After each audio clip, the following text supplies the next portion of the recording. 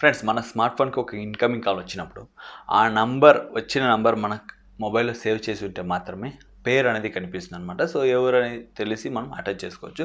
కొన్నిసార్లు ఏమవుతుందంటే unknown numbers అనేది ఎక్కువ వస్తూ ఉంటుంది. ఇప్పుడైతే ఈ ఈ రీసెంట్ అయితే ఎక్కువ స్టార్ట్ అయింది అన్నోన్ నంబర్స్ రావడం అనేది.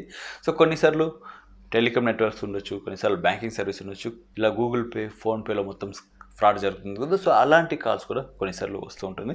సో దానికోసం మనం సేఫ్ వైస్ ఏం చేస్తామంటే కొన్ని థర్డ్ పార్టీ యాప్స్ అయితే ఇన్స్టాల్ చేస్తూ ఉంటాం.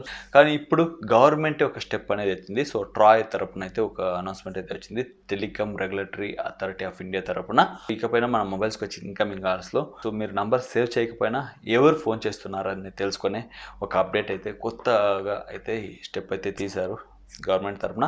సో దీని గురించి పూర్తి వివరాలు అయితే మనం మాట్లాడకపోతున్నాం. సో వీడియో యూస్ఫుల్గా ఉంటుందని నమ్ముతున్నాను. వీడియో నచ్చితే మర్చిపోయి లైక్ చేసుకోండి. సో ఇలాంటి అప్డేట్స్ కోసం తెలుగు మొబైల్ ఛానల్కి సబ్స్క్రైబ్ చేసి పెట్టుకోండి, ఇప్పటివరకు సబ్స్క్రైబ్ చేయని వాళ్ళు. ఫ్రెండ్స్, అన్నోన్ నంబర్ నుండి కాల్స్ వచ్చినప్పుడు ఎవరు కాల్ చేస్తున్నారని తెలుసుకోవడం కోసం ఎక్కువగా మనం ట్రూ కాలర్ అనేది వాడుతుంటాం.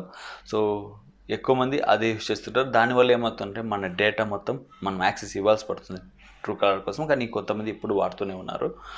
బట్ దేనికోసం అంటే ఎక్కువ పనులు ఉంటుంది, మనకి ఎక్కువ పని చేస్తుంటాం. సో సమ్టైమ్స్లో అన్న నంబర్ నుండి కాల్ వస్తుంటుంది.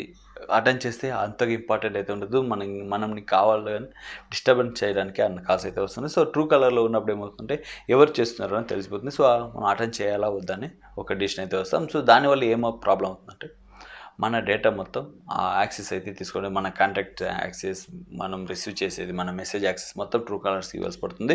ఇప్పుడు దీన్ని మొత్తం అవాయిడ్ చేయాలని ఇలా థర్డ్ పార్టీ యాప్స్ స్పామ్ జరగడం, స్కామ్ అయితే ఎక్కువ జరుగుతుంది, ఫ్రాడ్ జరగడం మొత్తం స్టాప్ చేయాలని గవర్నమెంట్ తరఫున ట్రాయ్ తరఫున ఒక అప్డేట్ అయితే తీసుకొస్తున్నారు. సో ఇప్పుడు వీళ్ళు ఏం చేస్తున్నారు అంటే నో యువర్ కస్టమర్. సో మనం ఒక సిమ్ తీసుకునేటప్పుడు కేవైసీ అయితే క్లియర్ చేయాల్సి ఉంటుంది. సో మన డాక్యుమెంట్ ఇచ్చి ఫింగర్ ప్రింట్ ఇచ్చి ఇప్పుడైతే కేవైసీ అయితే క్లియర్ చేస్తున్నాం కదా. ఆ సమయంలో మన నంబర్ తీసుకున్నప్పుడు ఎలాంటి నేమ్ అయితే మనం మెన్షన్ చేస్తామో అది డిపార్ట్మెంట్ ఆఫ్ టెలికామ్ డాట్ అనే ఒక పేరు అయితే ఉంది. సో అందులో వెళ్ళి మన డైరెక్టరీలో అయితే మన పేరు అనేది సేవ్ అవుతుంది. సో ఆ నంబర్లో ఆ పేరు అనేది మెన్షన్ ఉంటుంది. సో డెఫినెట్గా అందరూ ఒక నేమ్ అయితే ఇవ్వాల్సి పడుతుంది. సో అప్పుడు ఏమవుతుందంటే మనకి ఏదైనా అన్నోన్ నంబర్ వచ్చినప్పుడు ఆ నంబర్ ఏ నేమ్లో రిజిస్టర్ అయి ఉందో కేవైసీలో టెలికామ్ తరపున ఆ పేరు అనేది మనకి డిస్ప్లేలో అయితే కనిపిస్తుంది. మీరు నంబర్ సేవ్ చేయకపోయినా పేరు అనేది వచ్చేస్తుంది. సో ఇకపైన కాల్స్ వచ్చినప్పుడు డైరెక్ట్ నేమ్ వస్తుంది.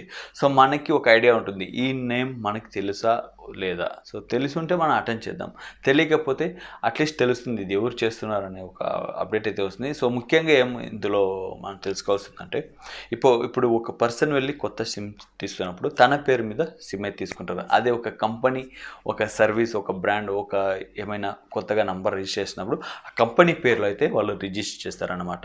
ఇప్పుడు ఒక బ్యాంకింగ్ అనుకోండి, ఆ బ్యాంక్ మీదే వాళ్ళు రిజిస్టర్ చేసుకోవాలి. సో ఆ బ్యాంక్ నుండి ఇప్పుడు ఆ బ్యాంక్లో ఉన్న ల్యాండ్లైన్ నుండి మనకు ఒక కాల్ వచ్చినప్పుడు ఆ నంబర్ అయితే కనపడుతుంది, ఏ బ్యాంక్ అనేది మనకు నేమ్ అయితే వస్తుంది. సో బ్యాంక్ లేకపోతే నెట్వర్క్ ఎయిర్టెల్ నుండి వస్తుందంటే ఎయిర్టెల్ అనే ఒక పేరుతోనే వస్తుంది. సో అప్పుడు మనం క్లియర్ డిసిషన్ అయితే తీసుకోవచ్చు. సో ఇప్పుడు అటెండ్ చేయాలా వద్దా అనేది. సో దీనివల్ల మనకు టైం అనేది సేవ్ అవుతుంది. అన్నోన్ కాల్స్ అటెండ్ చేయడం మనకి ఇబ్బందిగా ఉండదు.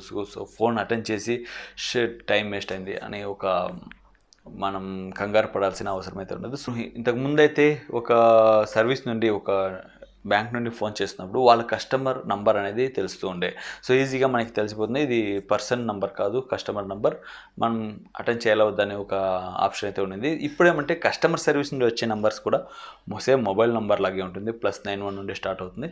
సో అప్పుడు కన్ఫ్యూజ్ అవుతుంది. సో మేబీ మన ఫ్రెండ్స్, రిలేటివ్స్ వేరే నంబర్ నుండి కాల్ చేస్తున్నారని ఒక కన్ఫ్యూజన్ అయితే ఉంటుంది. సో దాన్ని అవాయిడ్ చేయడం కోసం ఇప్పుడు వాళ్ళు కాల్ చేస్తే డెఫినెట్గా వాళ్ళ బ్రాండ్ నేమ్ అనేది మన డిస్ప్లేలో అయితే కనిపిస్తుంది, మనం సేవ్ చేయకపోయినా. సో అప్పుడు మనకు ఒక మంచి క్లారిటీ అయితే ఉంటుంది, దీన్ని అటెండ్ చేయాలా వద్దా అనే క్లారిటీ అయితే మనం డెఫినెట్గా మన డిసిషన్లో అయితే మన చేతిలో అయితే ఉంటుంది. సో ఇది ఒక మంచి అప్డేట్గా అయితే తీసుకొస్తున్నారు, ఇంకా రాలేదు, త్వరలోనే ఇండియాలో రానుంది. దానికోసం సో ఒక బ్లాక్ చైన్ టెక్నాలజీ ద్వారా ఈ సర్వీస్ అయితే జరుగుతుంది.